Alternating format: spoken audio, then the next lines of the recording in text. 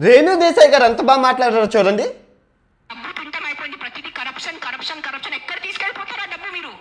కొంచెం కొంచెం ఉందా మీకు సెన్స్? ప్రతి డబ్బు డబ్బు డబ్బు. ఎస్, డబ్బు is important. GHMC corrupt, politicians corrupt, bureaucrats corrupt, IAS corrupt, IPS corrupt, supreme court corrupt, this corrupt.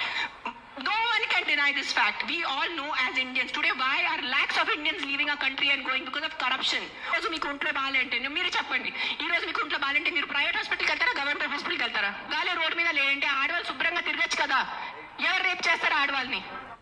Take a bow madam, నిజంగా చాలా బాగా మాట్లాడారు. నేను ఎంత స్పీచ్ చూసి ఇన్స్టాగ్రామ్లోకి వెళ్ళి ఫాలో కొట్టాను. అత్తామట్టి సతకలి మరాఠీ ఆడపిల్ల అన్నందుకు సాక్షాత్తు శివాజీ మహారాజ్ మీలో పూనేరండి. ఒక్క పాయింట్ కాదు, ప్రతి ఎన్ని పాయింట్లు టచ్ చేశారంటే మేడం గారు, రియల్లీ పవర్ఫుల్ స్పీచ్ 2026 తెలుగులోని. దీన్ని మించిన స్పీచ్ నాకు తెలిసి ఈ 2026లో రాదు. అంత బాగా మాట్లాడారు, నిజంగా చాలా బాగా మాట్లాడారు.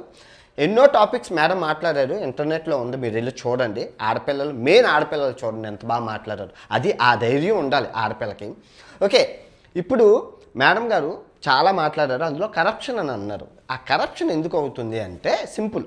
ప్రపంచంలో నువ్వు ఏ దేశంలో చూసుకున్నా రెండు పార్టీలే ఉంటాయి, ఏ బి. అయితే ఏ అయితే బి, మధ్యలో ఎప్పుడైనా వస్తే మూడు, అంతే. రెండు పార్టీలకి మధ్య గొడవ ఉంటుంది తప్ప ఇంక మిగతా ఉండదు. కానీ మన దేశంలో దౌర్భాగ్యం ఏంటంటే 4500 పార్టీలు ఉన్నాయి. ఈ 4500 పార్టీలకి 4500 సీఎం క్యాండిడేట్స్ ఉన్నారు. ఈ 4500 సీఎంలకి ఎమ్మెల్యేలు 10 లెక్కన వేసుకుంటే 45000 ఎమ్మెల్యే క్యాండిడేట్స్, నామినీ అయినోళ్ళు, పోటీ చేసిన వాళ్ళు. సో 4500 ఇంకా ఎందుకు, దీనికి కార్యకర్తలు అంతా చూసుకుంటే దగ్గర ఒక 50 లక్షల మంది రాజకీయం మీద బతుకుతున్నారు. సో 50 లక్షల మందికి ఎంప్లాయ్మెంట్ రాజకీయం అయినప్పుడు రాజకీయంలో అవినీతి జరగకపోతే అద్భుతాలు జరుగుతాయా చెప్పండి? ప్రపంచంలో ఎక్కడైనా ఇద్దరే నాయకులు ఉంటారు, ఇక్కడ అలా కాదు. ఇంత 50 లక్షల మంది నాయకులు ఏం చేస్తుంటే రాజకీయాల్లో ఉన్నాను, ఏంట్రా జాబ్ అంటే రాజకీయంలో ఉన్నాను.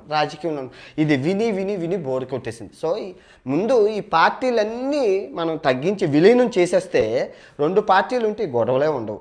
సో అవినీతి అనేది కొంచెం తగ్గుతుంది. సో ఓటుకి నోటు ఇవ్వాలి కదా, ప్రతి పార్టీ ఓటు ఫ్రీగా ఎవరు ఓటు లేదుగా, ఓట్లు ఇవ్వాలి, జెండాలు ఇవ్వాలి. 4500 ఇంటూ జెండాలంటే ఎంత ఖర్చు, కార్లు ఖర్చు, కార్యకర్తల ఖర్చు, బిర్యానీ పొట్లాలు, మందు, అప్పు, ఇవన్నిటికీ డబ్బు కావాలి. ఆ డబ్బు అంతా ఇందులో నుంచి వస్తుంది. ఇది అవినీతికి మెయిన్ ప్రధానం.